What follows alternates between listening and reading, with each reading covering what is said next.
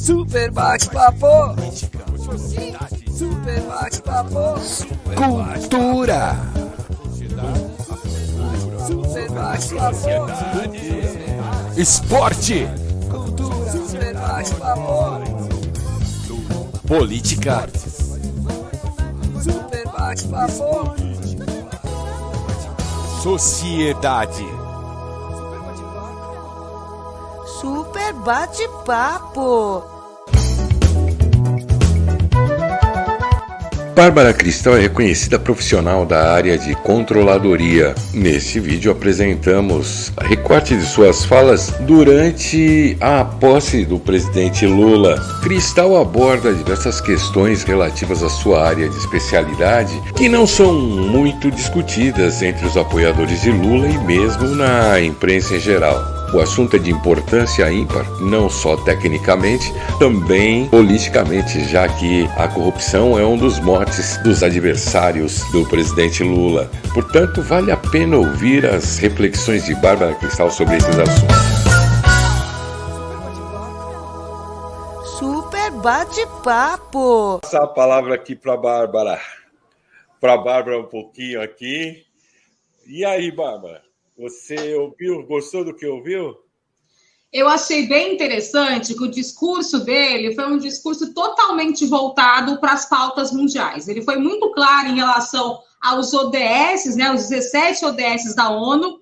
Ele foi, assim, certeiro. Ele colocou a questão da erradicação da pobreza, ele colocou a questão ambiental, né, que está super em alta em relação às ODS. Ele fez um discurso em que ele está globalmente, totalmente aí, antenado a essas grandes agendas. E aí ele também deu um enfoque muito forte na agenda de ESG, que é a maior agenda aí dos últimos 2-3 anos, e que dá, assim, uma grande quebra em relação ao que a gente teve da gestão Bolsonaro. Então, esse eu achei que foram elementos que ele trouxe no discurso dele, me parece, né, que vai ser colocado em relação aos seus programas, até porque ele criou ministérios específicos voltados às ODSs. Então, eu acho que essa aí vai ser um grande diferencial. Eu acredito, sim, de fato, que muitas pessoas votaram, né, nesse intuito. E eu gostei, sim, muito da questão da fala relacionada à cultura, relacionada ao meio ambiente, também relacionado a questões sociais. E também teve um ponto que eu acho que poucas pessoas perceberam, mas ele foi muito enfático em relação ao compliance, em relação à participação social, do controle social por meio da lei de transparência pública. Aí ele falou muito da questão do sítio ativo, dos sites, né, que estariam aí vários dados que não estavam antes. Então, e também deu, sim, o seu caráter opinativo punitivo em relação aos desmandos, ou às irregularidades, ou possíveis fraudes da gestão anterior, em que ele deixou bem claro que serão aí investigados e serão punidos. Então, assim, ele fez um discurso em que ele atentou, né, a todas as questões de ODS, as questões do ESG, e na linha de governança ele foi para a opinativa punitiva, que eu acho que é uma realidade que vai se instaurar no governo de forma natural. Coisa que também a gestão anterior deveria ter sido feita, que eu acho que falhou muito em relação a isso, mas que agora eu acho que vai ser ampla em saúde, educação, meio ambiente. Eu acho que essa linha de investigação nas pastas, né, nos ministérios, será enorme. Sobre investigar também o pessoal anterior, os crimes anteriores. Isso é fácil de fazer? Como é que você vê isso? Gente, hoje é super fácil de fazer, tá? Primeiro ponto, inteligência artificial na linha de fraude e irregularidade hoje faz perícia e rastreabilidade de todos os contratos públicos, convênio, contrato, empenho, pagamento. Se de fato for a decisão desse governo fazer aí uma grande operação e trazer um governo também numa linha aberta, né, totalmente rastreabilizado e periciado, isso é facilmente implementado, tá? Hoje no Brasil tem o RevelaGov, tem várias empresas, inclusive, que já fazem isso para CPIs Covid, para municípios, né, para estados, e também para nível federal. Então, hoje, existem aí essa linha de inteligência artificial em que ela é utilizada fora do Brasil e, sim, também no Brasil já existe. Então, se for uma decisão, né, do chefe do executivo analisar todos os ministérios periciado e rastreabilizado, sim, pode ir com uma grande qualidade. Ah, tá. Porque também aí tem um problema político, né? De o próprio, muitas vezes, o próprio Ministério Público. A gente viu esses anos o Ministério Público deixou de fazer um monte de coisa, né? Eu acho que é interessante falar para as pessoas até que ponto isso não vai tanto na mão do governo, né? Na verdade, gente, existe o controle interno, o controle externo, o Ministério Público, tá? Então, o que acontece sim, uma auditoria, ela pode ser, sim, determinada pelo chefe do executivo, não tem nenhum impedimento, chama-se demanda extraordinária, tá? Chama-se demanda extraordinária. Então, se o chefe do executivo decidir que ele quer uma perícia, uma rastreabilidade por inteligência artificial em qualquer ministério, ele pode, sim, fazer esse pedido, e aí a Controladoria Geral da União vai se abrir essa determinação, ou mesmo numa área de inteligência dentro da Casa Civil, isso pode ser feito. Então, não existe nenhum impedimento em relação a pedir essa auditoria, essa rastreabilidade frente a qualquer contrato, frente a qualquer convênio, frente a qualquer ministério, tá? Então, sim, ele pode fazer isso. É também uma ação do Ministério Público? Também pode ser uma ação do Ministério Público. Pode ser uma ação do Tribunal de Contas da União? Também pode ser uma ação do Tribunal de Contas. Pode ser uma operação da Polícia Federal? Também pode ser uma operação da Polícia Federal. Não é um impeditivo, tá? Então, isso aí é tranquilo. Ah, legal. É isso aí, olha aí, ó. Gostaram? Parece que está todo mundo aí nas suas diversas áreas vendo avanços, né? Você sabe, Bárbara, que eu estava assistindo um desses programas da tarde, né? Que falam sobre signo. Conta aí. Aí o cara pegou o signo assim, todos os signos, ele fez a previsão para 23. Todos, simplesmente todos, vai ser melhor, vai ser não sei o que lá. E aí, ele deu um azar, ele teve que sambar, né? Porque, vai ser tudo melhor para 23, e ele tirava uma carta, sabe, de tarô. Aí ele falava, bom, seu signo tá, deixa eu ver a sua carta de 23. Tirava a carta, aí vinha lá o cara enforcado, né? Aí, não, mas isso aqui tem uma conotação boa. E só veio carta que era o cara a morte, não sei o que era. Não, mas aqui é bom. Olha, o que ele pintou para 23 não era brincadeira. Eu vou dizer um negócio para você, se depender aí dos signos, vai todo mundo se dar bem. Será que é isso, Bárbara? Eu sou de Escorpião, eu espero que ele esteja certo. Não, pode ficar tranquila que ali por ele deu.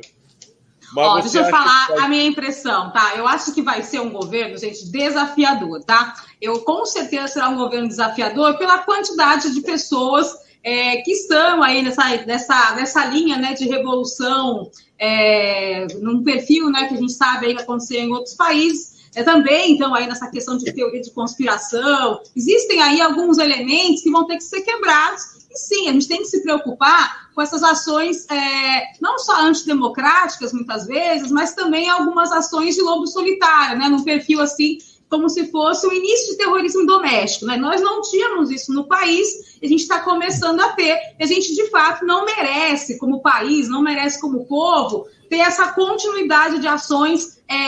Oposição é necessária? Sim, todo regime democrático, situação e oposição fazem bem para a democracia, a cobrança faz bem, né? O estímulo faz bem, e aí o Lula vai governar para todos. Então, esses desafios, eles são reais. Porém, com certeza, a questão da segurança pública, né, numa linha de defesa também em relação às forças, ele terá que ter um outro caráter, para a gente não ficar sempre refém desse medo, talvez possa se instalar. Então, essa é uma realidade que tem que ser pensada, com certeza, em relação à gestão que está vindo. Um outro ponto que eu acho que é necessário para a gente também pensar nunca numa gestão em que o Lula ganhou, a gente teve essa questão de uma porcentagem da população estar tão,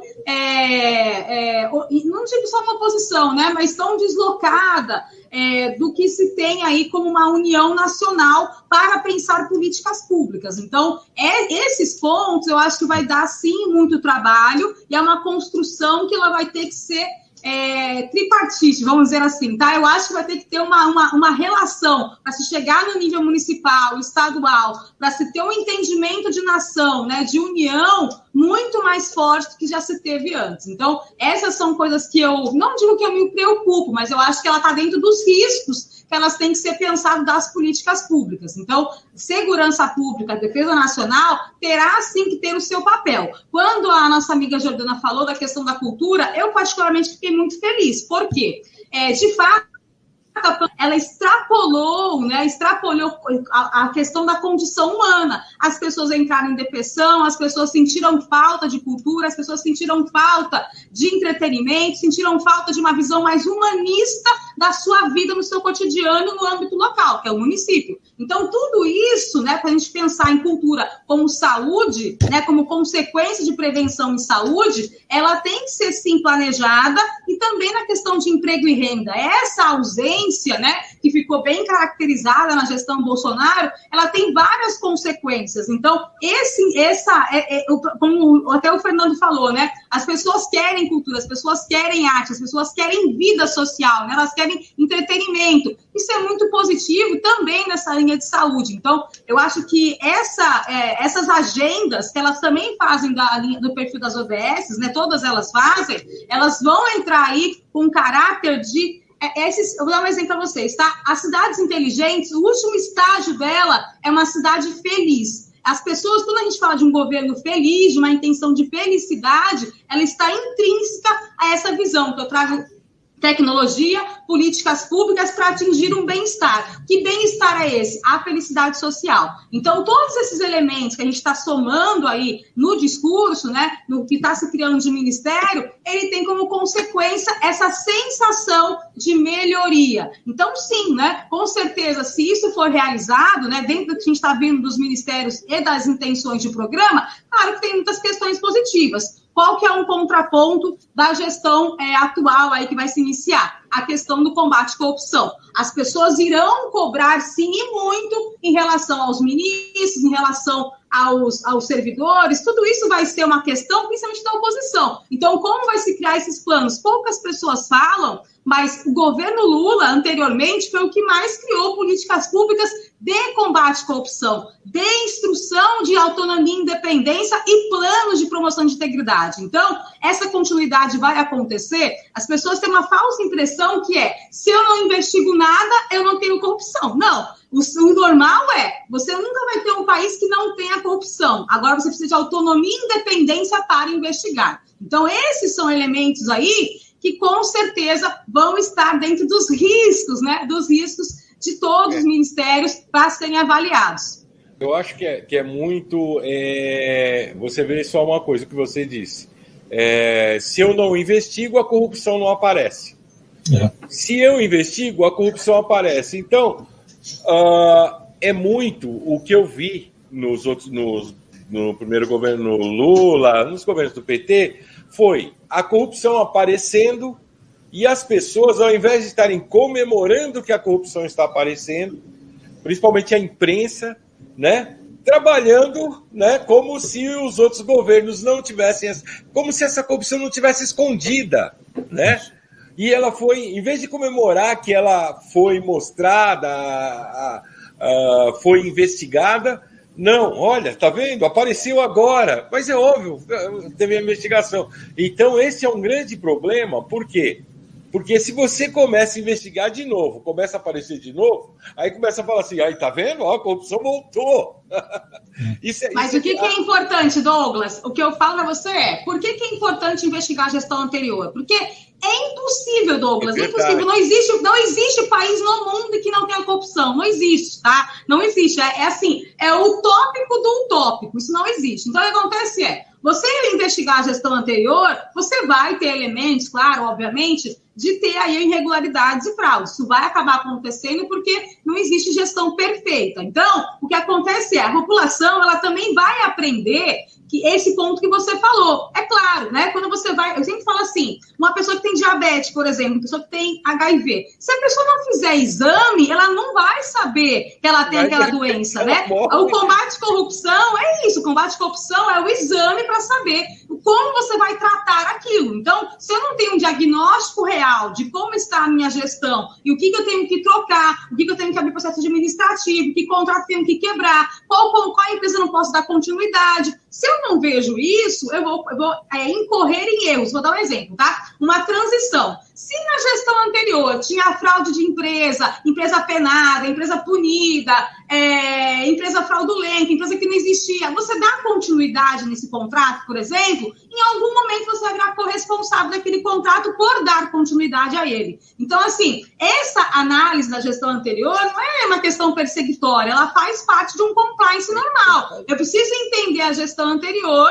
fazer aí uma rastreabilidade, uma perícia de dos principais ministérios, para não dar continuidade a coisas irregulares, para não ficar refém dessa situação e depois não virar um corresponsável disso. Isso é um primeiro ponto. E um segundo ponto muitos órgãos erram nisso. O que acontece se trouxe uma visão muito genérica do que é corrupção. Tudo virou corrupção. A pessoa está na fila, a pessoa não sei o quê. Uma coisa é falta de cidadania, uma coisa é falta de educação, outra coisa é corrupção. Corrupção são os crimes do Código Penal. Por que eu falo isso que é importante? Quando qualquer pessoa se sente conivente com a corrupção, ou ela se sente pertencente à corrupção, ela não denuncia. E um outro erro, na minha opinião, em particular, eu tenho vários textos em relação a isso, que a frase não deveria ser o denunciante. A pessoa não está denunciando porque ela está perseguindo alguém ou querendo mal a alguém. Ela está querendo gerar uma integridade de uma coisa irregular. Então, o certo não seria denunciante, o certo seria agente de promoção de integridade.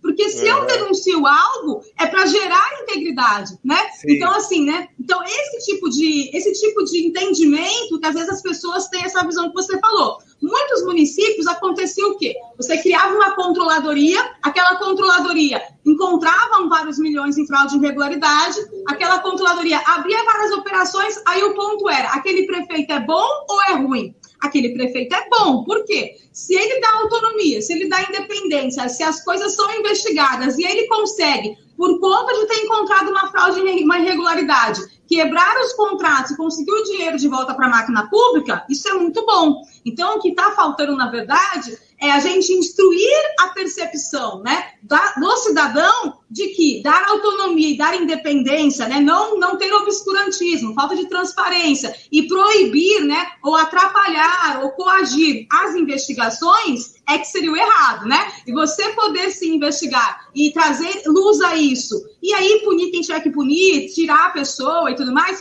Hoje, vou te dar um exemplo, tá? O mais comum é você investigar a gestão anterior e desde o início da sua gestão você monitorar por inteligência artificial e também por compliance, que a gente fala que são as COCINs, né? Que são as mini controladoриas em cada um dos ministérios ou em cada uma das secretarias. Isso é o tipo ideal. Por quê? Porque com isso você está fazendo, existe o preventivo, concomitante e punitivo. E tem um que é o primeiro de todos, tá? Que é o predetivo. O que é o predetivo? Antes de qualquer licitação, antes de qualquer dispensa, antes de qualquer carta convite, você já analisa o conluio entre os participantes, já analisa o conluio entre um servidor e uma empresa. Então, esse tipo de análise, ele já traz uma segurança no nível estratégico e no nível tático de toda uma questão aí de gestão. Então, o ideal é a gente trazer uma educação de cidadania para a criança. Vou dar um exemplo para outras pessoas poderem falar, né?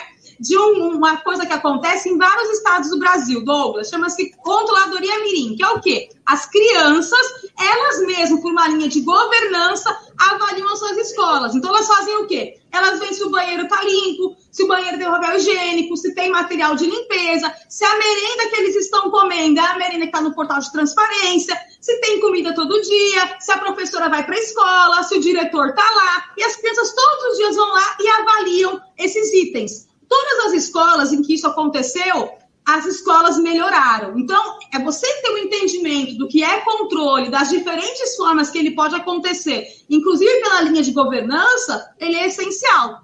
Vou dar um último exemplo aí para o pessoal poder falar, tá? Na pandemia, eu soltei vários e vários relatórios de fraude, né? Várias CPIs a gente fez aqui e tal. Mas o que é interessante vocês perceberem, quando o controle interno, ele não atuou no punitivo ou opinativo, ele atuou no preventivo e no concomitante, numa linha de governança, ele já naquele momento das entregas de respirador, de leitos, de medicamentos, ele já parava uma irregularidade. O ideal é isso, tá? É o quê? Você ter uma gestão em que, no momento em que está acontecendo a ação, você impeça que ela aconteça. Você nunca vai ser réu por isso, porque você está acompanhando e monitorando essa ação. Então, nas cidades em que isso aconteceu, você praticamente não teve fraude de irregularidade. Agora, nas cidades em que o controle não atuou, aí estourou de fraude de irregularidade. A gente tem situação em que gastou aí copo de chopp, né, tábua de carne, com verba Covid, com saco de lixo com verba Covid. Então, assim, teve situações aí das mais absurdas, tá? Mas o que acontece é isso, tá? Você pensar num controle, numa linha preventiva e concomitante, você jamais será réu, porque você está parando aquela ação antes dela gerar aí o ônus ao erário. Então, existem possibilidades. Gente, vamos lá, tá? Vou falar assim, sem paixões, tá bom? Sem paixões. Então, vamos lá.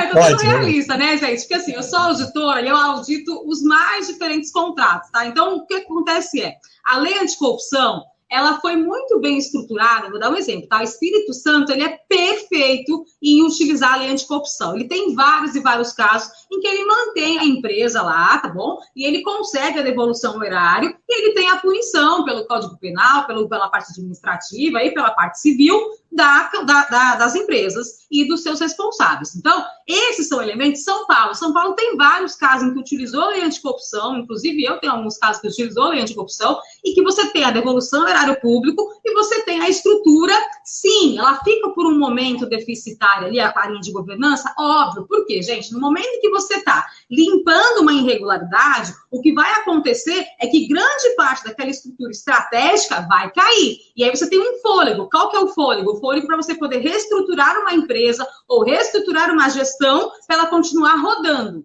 Então, esse é um problema das mais diferentes empresas no mundo inteiro e também no Brasil, dos mais diferentes governos e também no Brasil. Por que o controle interno, ele tem dois perfis, tá? Na verdade, ele tem três. Quais são os perfis? Governança, opinativo punitivo e consultoria. Então, você tem três possibilidades de agir ao mesmo tempo, ou você pode escolher qual deles vai ter uma priorização frente à outra. O que é o tipo ideal? Você ter a consultoria, o preventivo e o concomitante, para você não ter que usar só o punitivo. Por quê? Porque quando você faz o punitivo, você vai ter, sim, essa estrutura, vai ficar deficitária durante um tempo, até você conseguir fazer de novo a troca de gestores, as trocas de uma estrutura interna para ela poder rodar como ela rodava. Qual que é o problema do Brasil, em especial? O Brasil, desde a época do Caio Prado, ele não tem ali uma semente de estrutura de indústria, uma semente de estrutura de empresas. Então, esse é um problema brasileiro. Só que eu não posso aceitar uma competitividade irregular ou uma competitividade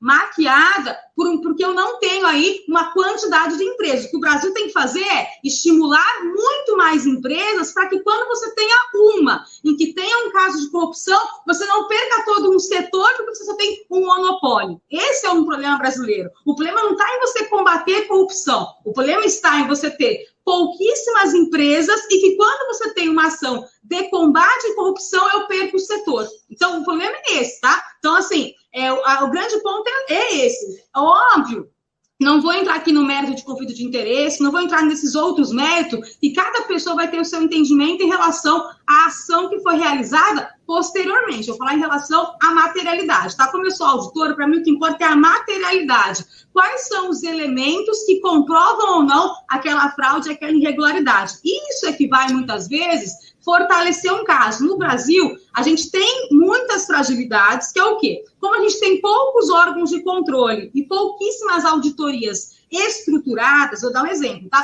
Eu tenho uma pesquisa que eu fiz, acho que é 2018, 2017 ali que eu soltei, que apenas 24% dos municípios dos estados brasileiros tinham uma estrutura de controle interno. Saiu na revista Exame, saiu em vários lugares essa pesquisa. Que é o quê? Se eu não tenho a nível local um perfil de combate à corrupção, obviamente, quando eu vou estourar um caso, eu vou pegar nível federal, nível estadual e vários outros municípios. Então, quando eu solto aquele relatório, eu vou ter várias instâncias que vão estar deficitárias durante um bom tempo. Então, esse é um elemento que o Brasil precisa estimular. Vou dar um exemplo aqui até para o governo novo, tá? Criar uma estrutura anticorrupção nacional, tá? E aí sim, o que acontece, por exemplo, para vocês entenderem, na época da Lava Jato, você não tinha a inteligência artificial tão utilizada como você tem hoje em 2022. Evoluiu demais o blockchain, o machine learning. Então, talvez situações em que você poderia fazer um aprofundamento muito maior, na época talvez você não tenha sido, tá?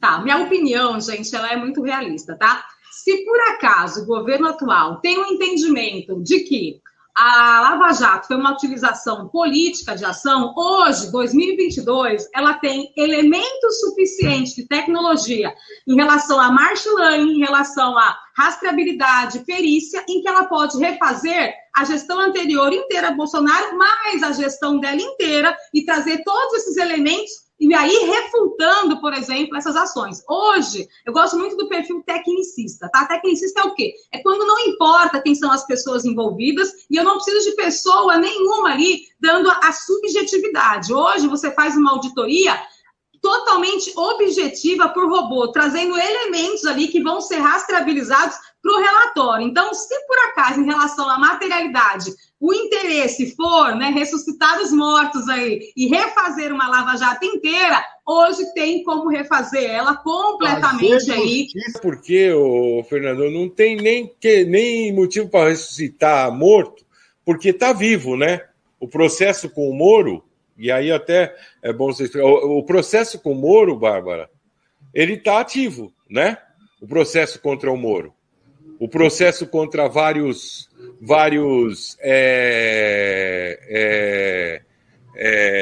promotores que atuaram na Lava Jato com desvios, ele está vivo. Então, ele vai continuar. O Lula mesmo falou isso. Entendeu? Sim, o que eu estou falando é assim, se tiver o interesse de refazer todo o caso, hoje se tem tecnologia suficiente para se refazer o caso e refutar o que se achar necessário, né? A nossa discussão aqui, ela fala assim, ela não vai chegar a um fim, porque o que importa é, será decidido se fazer essa ação? Se ela for decidida, existem elementos hoje, ferramentas para refutar essa questão. Não, depois de se refutar ela, vai se ter um entendimento de como se foi realizado isso, entendeu? Porque, assim, eu não gosto de dar uma opinião de uma coisa em que não se teve a ação de se refazer um caso, entendeu? Para mim é muito complicado isso. Então, assim, eu tenho que ser realista. A decisão foi realizada? Será feito isso? Hoje você tem ferramentas, se for o caso, quando subir os relatórios com as informações, se verificar que vale a pena se refutar, a ação que se faça, entende? Então, assim, hoje tem elementos. Quando o Fernando fala, Bárbara, você entende que quando você usa uma lei anticorrupção, as empresas muitas vezes podem abrir falência, demitir os seus funcionários e com isso muitas pessoas passarem fome?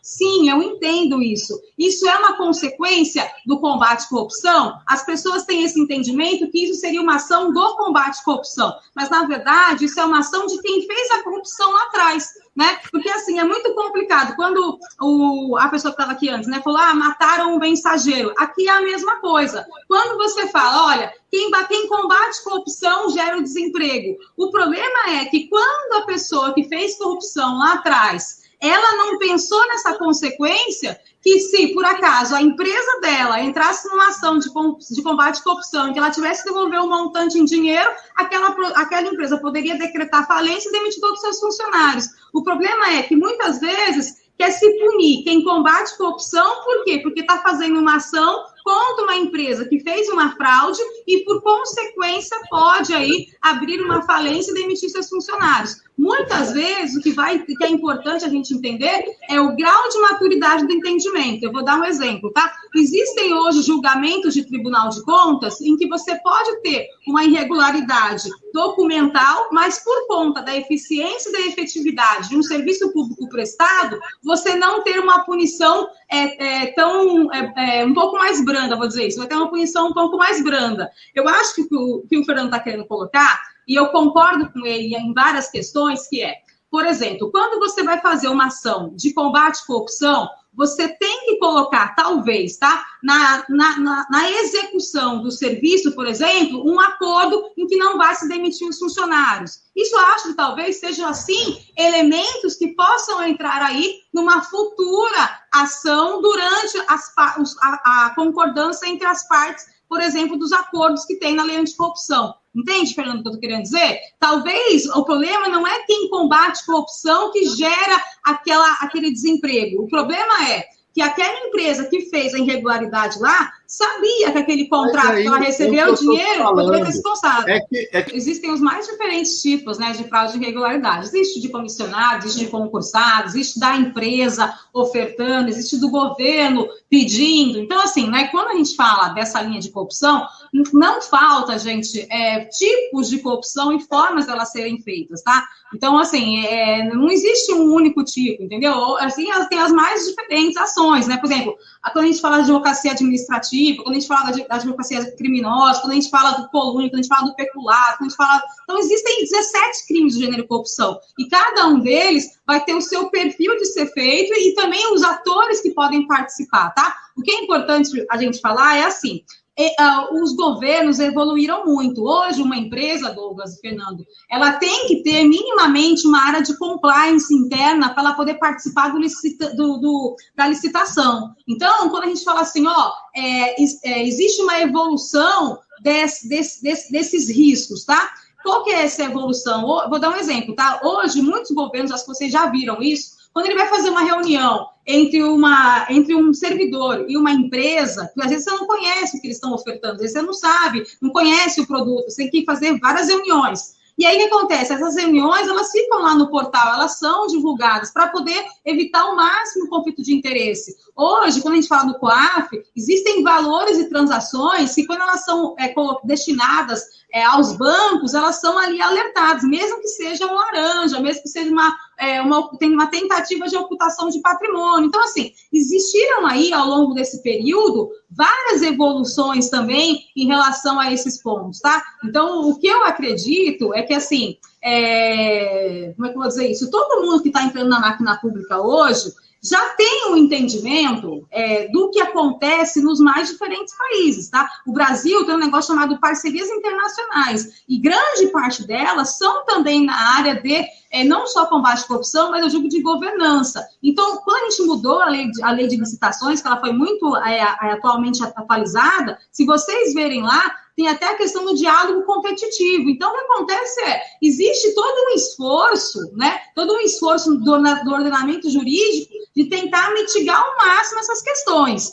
A nossa live hoje é para falar do que a gente acredita que vai ter para o futuro, né? Eu acho que, assim, se for uma visão do tipo, se decidiu reviver aí a questão em relação ao caso da Lava Jato, isso vai ser uma decisão política, técnica da gestão atual, mas eu acho que tem vários outros elementos numa linha de governança e de ODS e de ESG que elas vão ter um impacto tão positivo, inclusive nas contratações públicas, que muitas questões aí que seriam, eu digo assim, receios, na verdade, vão ser grandes oportunidades, entendeu? Vou dar um exemplo, essa linha de ESG, Fernando, tipo, a quantidade de contratações, tá, voltadas a desenvolvimento sustentável, nas mais diferentes pastas, isso traz uma quantidade de empregos gigantesca para o Brasil, entendeu? O que você falou, eu consigo entender na questão de você falar, Bárbara, é justo a empresa ser punida, porque a empresa não é ela que fez a irregularidade, ela ser fechada e se perder os empregos, as pessoas passarem fome durante anos.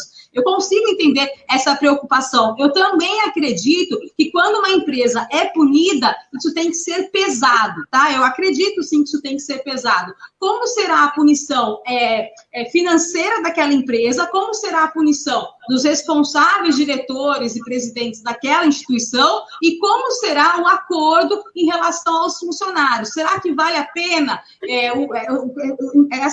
O combate à corrupção, o controle interno, né, o controle externo, ele não pode ser mais caro que o benefício que ele traz. Essa é uma questão. E aí, quando você falou, será que a gente não pagou muito mais caro? Porque você está levando em consideração o quê? Eu não estou pensando só no monetário, eu estou pensando no monetário e no impacto social e no impacto no efeito social. Então, sim, eu também acredito que quando alguém vai aplicar a lei anticorrupção, ainda mais na maturidade que a gente tem hoje, tem que ser analisado, sim, os acordos têm que se pensar em relação também aos funcionários e também ao setor em que se está estruturada aquela empresa, para que a gente não perca aquela empresa. Mas é importante que as pessoas entendam que combater corrupção não é contrário ao desenvolvimento.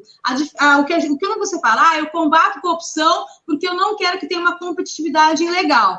A ideia do combate à corrupção é que você tenha um mercado em que você tenha integridade para que as pessoas possam trabalhar em empresas que tenham lá seu compliance interno, suas ouvidorias, seu código de ética, que recebam o seu salário de forma regular, que preste o serviço correto. Então, assim, né, é um tipo ideal, claro, mas a intenção, né, quando você fala do combate à corrupção, é esse, é você gerar um mercado em que você pode ter pessoas que vão ter ali um resultado positivo. E o que acontece muitas vezes quando uma empresa é punida, é porque às vezes ela não prestou um serviço, é porque ela paga, muitas vezes você está fazendo uma contratação em que ela tem um sobrepreço muito maior do que uma outra empresa, ou ela está subcontratando várias outras empresas. Então, todos esses elementos, né, quando a gente fala de forma geral das contratações, tudo isso, hoje, né, é muito mais pesado, né, muito mais avaliado do que há tempos atrás. Então, assim, acredito eu que essa vai ser uma preocupação, e assim, até faço questão de falar, o Brasil precisa de uma ação que é o quê? Uma estrutura de combate à corrupção nacional. Porque uma empresa, quando ela faz uma irregularidade, ela faz em vários municípios, ela faz em vários estados, porque uma vez que deu certo aquela fraude, vai se replicando aquela ação em diferentes ações. Vai ter uma pessoa me ligando aqui, eu tentar desligar, não sei como é que eu faço. Mas, enfim, o ponto é esse, tá, gente? Eu não vou falar de questão política, porque eu não sou política, então eu só posso falar de questão técnica, né? Tecnicamente, o que eu acredito existem sim ferramentas de você fazer uma boa auditoria, com elementos e materialidades, inclusive de você refutar ações.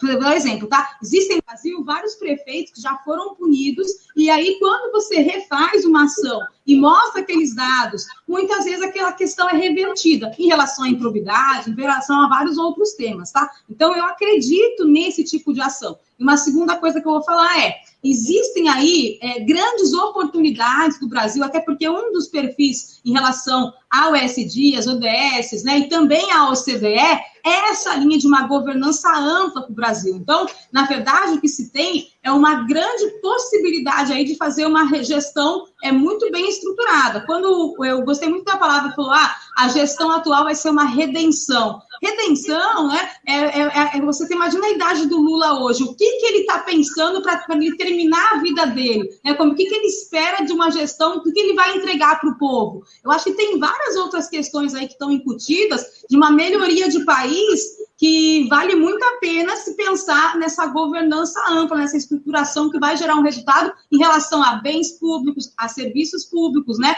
de qualidade para a população. Aí, vamos ver então a Bárbara. Gente, vamos lá, tá?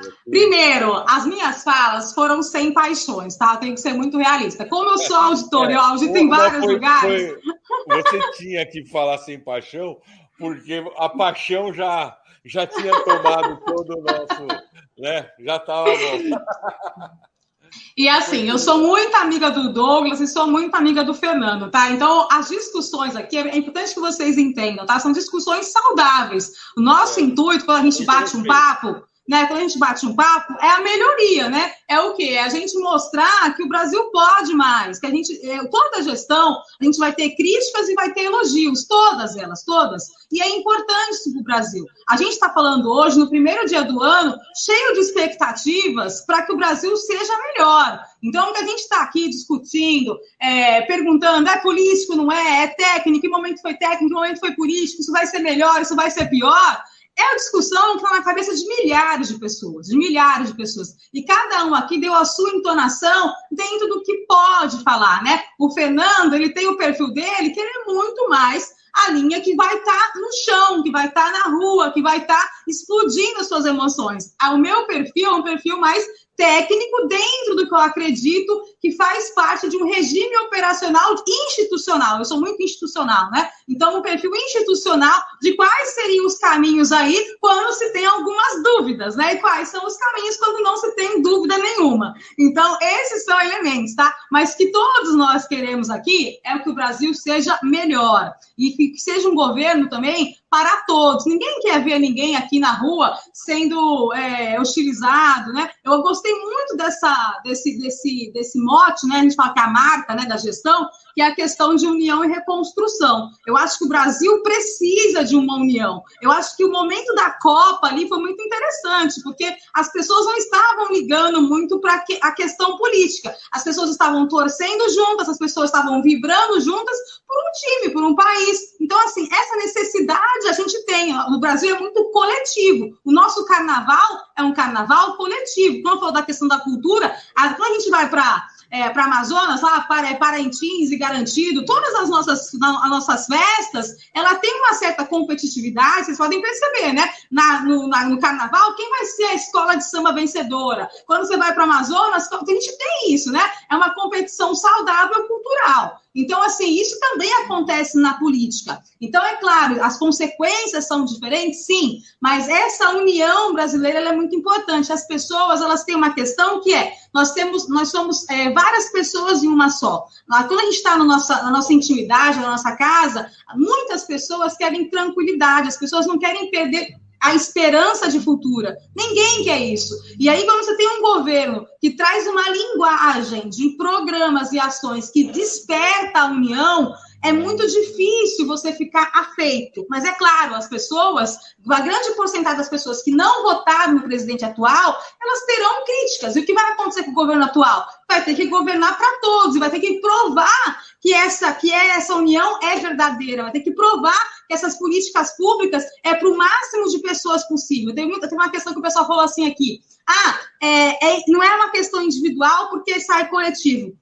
Na política pública, nada é individual. Tudo entra individual e sai coletivo. É um programa de lei colocado por um deputado, que várias pessoas vão mexer naquela legislação, que vão mudar, que vai atingir toda uma população. Quando você denuncia numa ouvidoria, é uma pessoa denunciando, aquela denúncia vai salvar muitas vezes a vida de várias pessoas. Vou dar um exemplo. Você tem lá um médico que é fantasma, que não atende nenhuma pessoa, que tem um monte de gente na fila lá de uma cirurgia de catarata, uma cirurgia de coração. Quando uma única pessoa denuncia e aquele médico é pego e demitido a bem de serviço público, e se tem um outro contrato, quantas pessoas não serão atendidas por esse médico? Então, na gestão pública, tudo entra individualizado e sai coletivo. Então, é importante que a gente perceba isso, tá? A gente está aqui hoje fazendo uma live, na minha visão, uma live apostando, porque eu acho que eu vi muitos comentários hoje na rede, na internet, de pessoas que não votaram no Lula. Muitos comentários. Só que as pessoas falavam assim, não gosto, não quero, mas espero que o Brasil melhore, mas espero que dê certo. Porque ninguém vai ficar torcendo que o Brasil dê errado. Isso não existe, porque o Brasil dê errado é a vida de um monte de gente dar errado. Então, no fundo, todo mundo tem um tiquinho de esperança que seja uma coisa boa, que o Brasil melhore, que tenha mais oportunidades, mais emprego, mais renda. Então, assim, isso eu acho que é uma coisa que a gente tem que saber utilizar. Essa esperança e, sim, trazer um acalento. Eu acho que a questão da desumanização, ela foi muito forte. Eu acho que grande parte do voto de pessoas que não eram, né?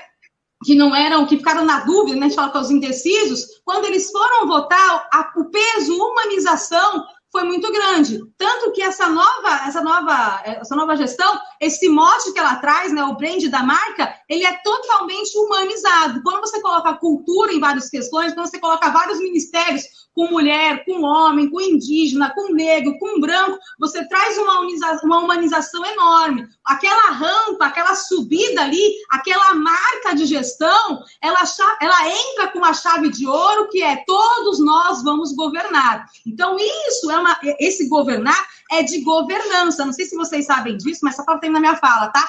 Um dos elementos hoje mais bem avaliados, tá? Em relação ao ESG na parte de governança e social e das ODSs, é essa diversificação, tá? Em relação aos cargos estratégicos, as mulheres em cargos estratégicos, essa diversidade de homens e mulheres, brancos, negros, indígenas, nas linhas estratégicas e programas de políticas públicas que tenham um enfoque à vida humana, o bem-estar, né? E a felicidade da sociedade. Então, a gente, assim, vou falar para vocês, tem tudo para acertar, tá? Vou ser bem real, tem tudo para acertar. E qual que é a melhor forma para acertar?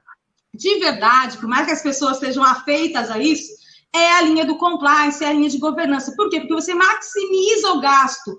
A política pública, ela te dá uma radiografia da melhor forma de decidir. Quem decide é o político, gente. No final do dia, quem diz quem vive e quem morre é quando um político coloca um orçamento e uma linha. Quando você tem um político que não comprou respirador, qual é a consequência daquela população morrer? Grande. Um político que não comprou vacina, qual é a chance da população morrer? Grande. Então, a decisão de vida e morte está na mão de quem demanda o valor em dinheiro para o orçamento. Então, sim, quando você tem uma intenção de uma política em que coloca a vida, né, que coloca o investimento em ações e políticas que podem ter essas consequências de melhoria de qualidade e de uma visão humanizada em relação à sociedade, você tem muito mais oportunidade de ter resultados positivos e impacto e efeito para a sociedade. Então, assim, mas acreditem no que eu vou falar, tá?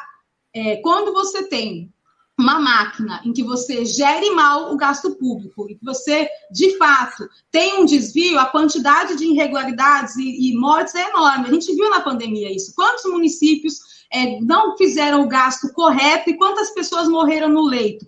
Essa foi a primeira vez que o controle e o combate à corrupção foi colocado em xeque, que é o quê? Os municípios e os estados em que o controle não atuou, vou dar um exemplo super simples, abriu o hospital de campanha e aí fechou. Só que você sabia que no mundo inteiro estava tendo segunda onda e terceira onda. Por que os órgãos de controle permitiram aquele hospital de campanha fechar? Não era óbvio que no Brasil ia ter a segunda onda? Será que não era o correto, não era o controle falar? Você tem que continuar com o hospital de campanha, se por acaso acabou o Covid, atenda a catarata, atenda outras emergências que você tem na fila aí. Então, nas cidades em que o controle não aconteceu, a gente fala que o controle foi posto em xeque muito na pandemia, tá? Então, na hora em que isso não aconteceu, olha as consequências de morte que tiveram. Então, assim, eu acredito, de fato, que a gente vai ter aí muitas legislações novas, até em relação à questão dos sigilo de 100 anos, até em relação à questão da transparência, governança. 99% das ações, gente, vai passar por esse grande bloco aí, tá? Que é o compliance brasileiro. Então, a gente, com certeza, vai ter grandes evoluções. E, Fernando, só para mim poder finalizar com você, tá? Sim, eu concordo em relação que quando as empresas, né, forem assinar os acordos de lei de anticorrupção, a questão do contrapeso em relação às consequências de emprego e desemprego, elas têm que ser mensuradas nos acordos. Eu acho que isso é muito importante, né? Será que eu não abaixo o valor da punição, valor em dinheiro de devolução, para que a empresa se mantenha mais tempo no mercado e possa ter os empregos garantidos por um período? Eu acho que isso sim é um pensamento importante, né, para a lei, e eu acho que ele tem que ser amplamente discutido, porque assim, as consequências podem ser de muitos anos. Então, muito obrigada pelo convite. Continuo adorando os dois, tá? A outra live que a gente fez com o Douglas, pelo menos ele trouxe comida pra nós, viu, Juliano? Nessa aqui ele não trouxe comida, não. Na outra, tinha como é que era? Era comida árabe, tinha um monte de coisa. Isso mesmo. E foi no final do ano, no início do ano, não lembro bem. Eu lembro que era perto do final do ano também. Bom, gente, eu só tenho a agradecer, né? Pelo amor de Deus, não posso falar mais nada aqui. Eu não quero tomar mais tempo, mas só dizer assim, gente, feliz ano novo, né? E que... Esqueci! Que valha o que tá lá. União e reconstrução, esse aí é o mote, esse aí é o que nós vamos fazer agora nesse 2023, para que em 2024 a gente possa pensar em ir além. Mas nesse primeiro momento é isso aí, a união, a reconstrução, paz, amor e felicidade, né? Valeu, muito obrigado.